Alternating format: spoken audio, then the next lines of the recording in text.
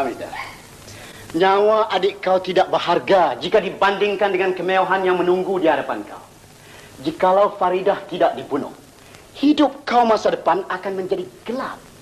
Dan cita-cita kau untuk bersuamikan seorang yang berpangkat dari golongan atasan akan pudar begitu saja. Tapi sekarang kau dapat kedua-duanya sekali. Segala harta kekayaan ini akan menjadi kepunyaan kau. Dan dengan sendirinya Azman menjadi kekasih kau. Tapi aku akan dikejar dosa di sepanjang hayat.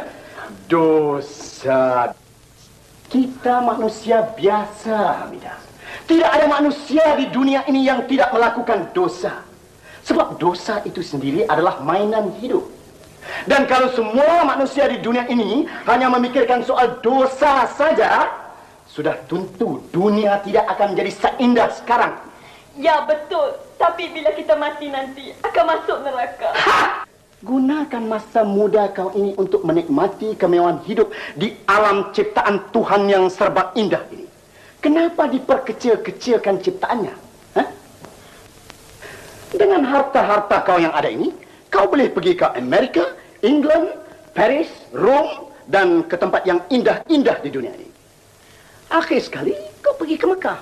Di sanalah tempat kau bertaubat. Sebelum kau dijemput Tuhan ke akhirat. Kalau kau mati pun, mata kau terpejam rapat. Begitu senang. Tapi bagaimana kalau aku mati sebelum sempat aku bertaubat? Orang yang senang dan mewah jarang mati di masa muda, Hamidah. Alat-alat perubatan sekarang cukup untuk menahan manusia dari mati lebih muda, kau tahu.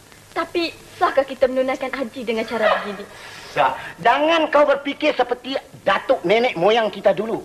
Soal sah atau tidaknya antara kita dengan Tuhan. Tidak ada kena-mengena dengan sesiapa pun. Tapi bagaimana dengan Osman? Aku tak sanggup membohonginya. Ya,